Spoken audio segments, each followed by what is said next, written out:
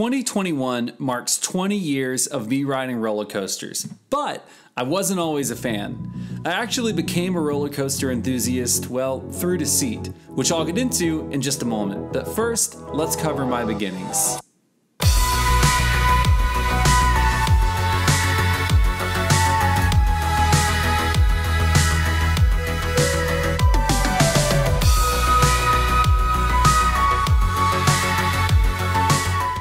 I grew up near Cincinnati, Ohio in the late 80s and early 90s, and Kings Island was my home park.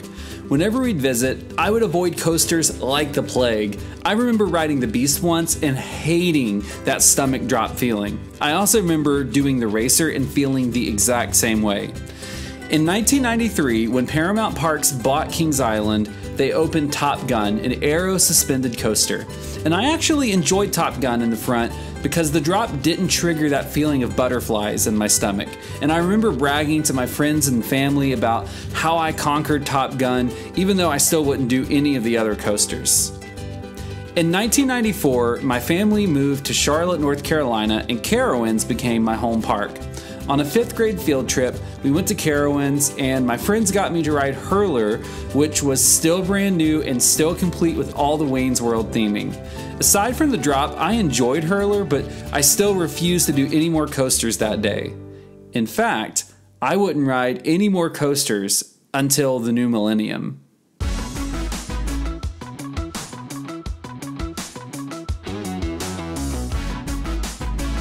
In 2001, I was 16 and I just started dating my first girlfriend. Our first real date was to Carowinds, and I could not bear the thought of telling her that I didn't like roller coasters, so I made up a lie that explained away why I visited the park but never done any of the coasters before, and I don't recommend doing that, by the way.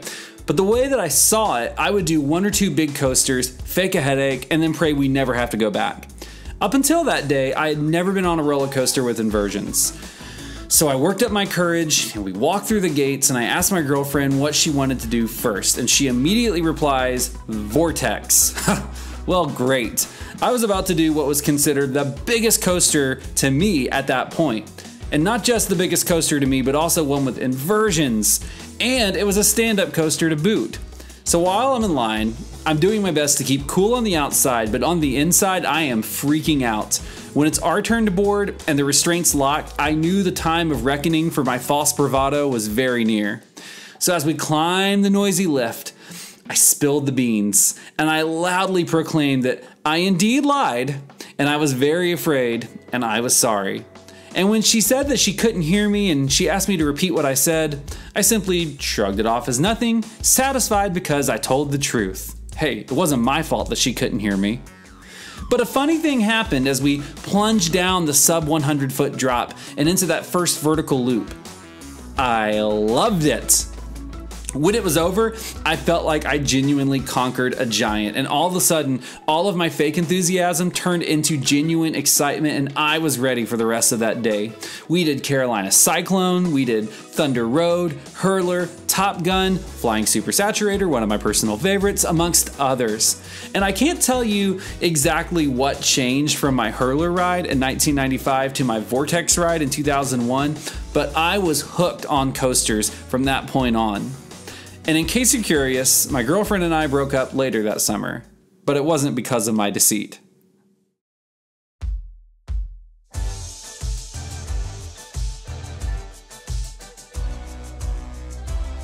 From 2001 to 2005, I was all in for coasters. My dad bought us Paramount Park season passes each year, which meant lots of trips to Carowinds.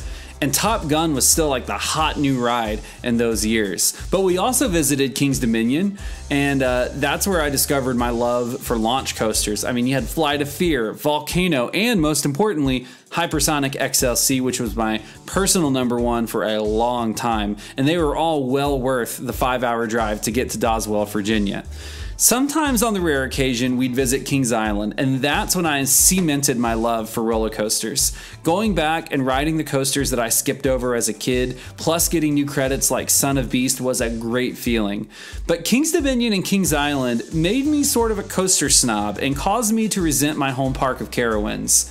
As a young enthusiast, it seemed like they had all the cool toys that we didn't have at home, and the toys that we had at home, they had better versions of. I mean, come on, Carolina Cyclone, they had Anaconda and Vortex. Hurler, there was Grizzly and Beast. Ricochet, even King's Dominion had a bigger and better Ricochet, now known as Apple's Apple.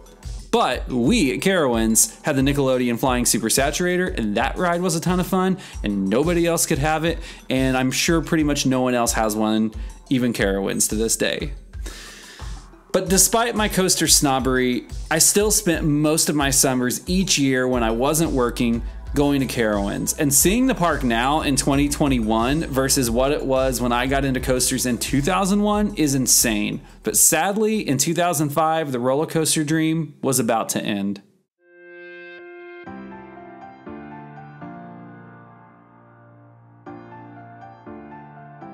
By 2005, I had transferred to Appalachian State University, located in the mountains of North Carolina.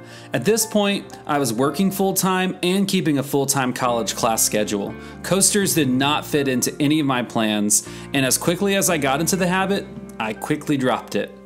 Occasionally, I'd visit a park and ride a coaster, but it was always very casual. In 2009, I got married to my wife, and we honeymooned at the Walt Disney World Resort. It's important to note that my wife absolutely detests roller coasters, so while at Walt Disney World, I made good use of the single rider line, but let me give her some props because she definitely has tried to ride roller coasters with me. She just doesn't like it, and that's fine. In 2015, we moved to Florida, and I got my one and only job in the theme park industry. I was in parking at Disney's Hollywood Studios. My only souvenir. Now basically that just meant that I directed cars in the parking lot and also got to operate the tram as both a driver and a spieler. And in 2016 we moved again to Atlanta, Georgia, this time for work, and coasters would slowly start to knock on my door once again.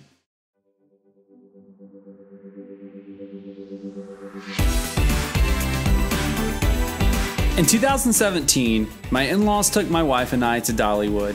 I rode all the coasters except for Lightning Rod, which was closed all day. Surprise, surprise.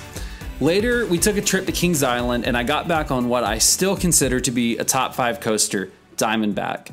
If Vortex got me into coasters, Diamondback got me back into them. I had so much fun experiencing all the airtime of Diamondback, even though I didn't even know what the term airtime was back then.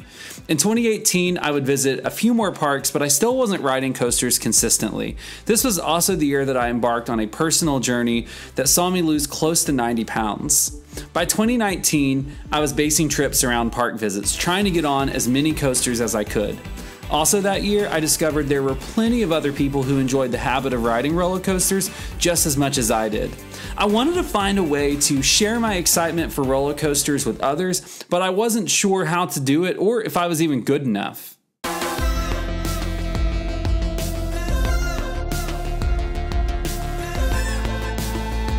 In late 2019, I discovered Airtime Thrills' YouTube channel and Instagram channel. I remember being so into his content, and I still am, and one of the messages that he shared was, if you want to create your own channel, just do the best with what you've got and be original. Well, I could get behind that, so in 2020, I started this YouTube channel with a companion Instagram page. I also started my official coaster count and rankings that year. And the YouTube gimmick, in an effort to stand out, is that I would rate coasters just like how Dave Portnoy from Barstool Sports would rate pizza. One bite of pizza, boom, a score. For me, it would be one ride followed by how I scored the coaster in 4 categories. And believe me, it sounded a lot better on paper than it actually looked in execution. Well, I did this until March 2020 when, well, you know what happened. What a time to start a YouTube and Instagram page dedicated to an industry that got completely shut down. So I used that time to reevaluate what I was doing, and I decided there's no shame in the pivot. So I shifted my platform focus from YouTube to Instagram, and my content focus from solely coaster reviews to the documentation of my journey to ride 500 coasters, which is what I still do today.